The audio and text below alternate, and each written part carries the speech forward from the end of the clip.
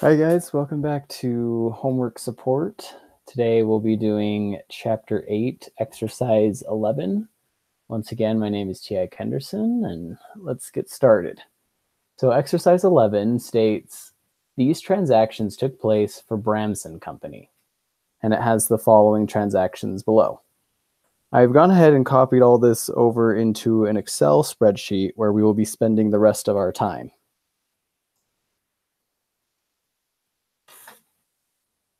All right, so starting in 2016, on the 1st of May, Branson Company received a $5,000 12-month 6% interest note in exchange for an outstanding account receivable from R. Stoney. So first, we need to make our journal entry.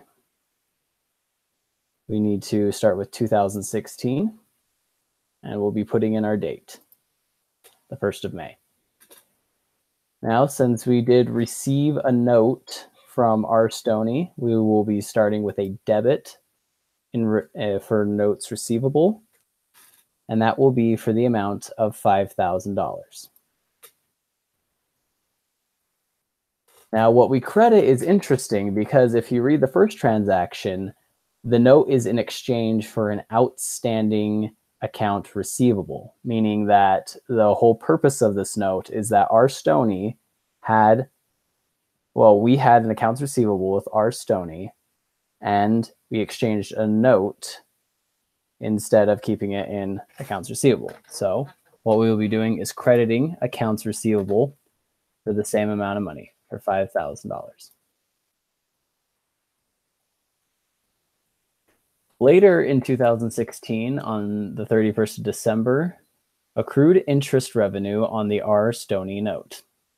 So our journal entry will start off with the date, the 31st of December. That should read December, not May. Fix that.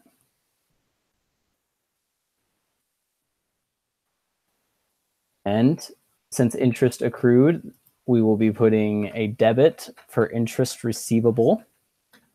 And now we've got to figure out how much interest has accrued in the months. So it's been 6 months.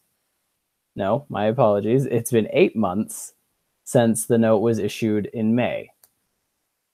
So in order to figure out the amount that we've had, we take the original $5,000, we multiply it by 8 months out of 12. There's 12 months in the year. And then multiply that by our interest rate. Remember that the interest rate is annual. It's for the entire year.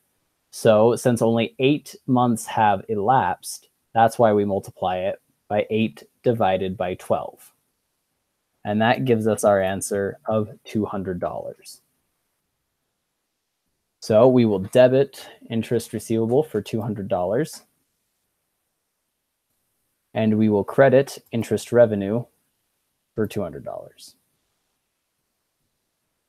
All right, now I've entered into 2017.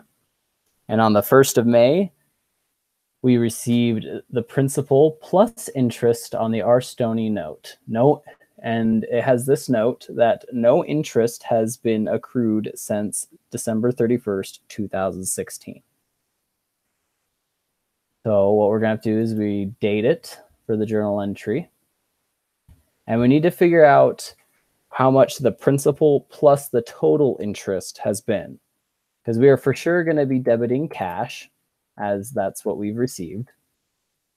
So in order to find the total, it's very similar. We take our original $5,000, we multiply it by 12 divided by 12 months, because it's been 1 full year, and multiply it by the yearly interest rate, which will give us a total interest of $300. So R. Stoney gave us $5,300. So we will be debiting cash that amount. Next, we need to credit notes receivable for the original $5,000.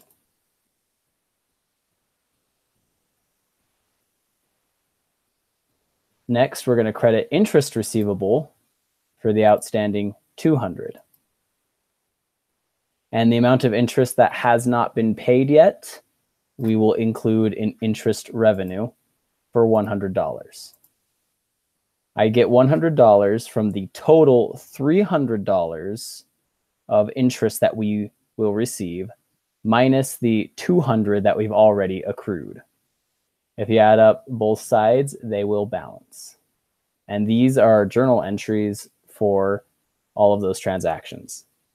All right, if you guys have any questions, don't be a stranger. Feel free to message me through iLearn or through email. I'm willing to help. We can get on Skype or Google Hangouts, and I'm willing to walk you through some of this.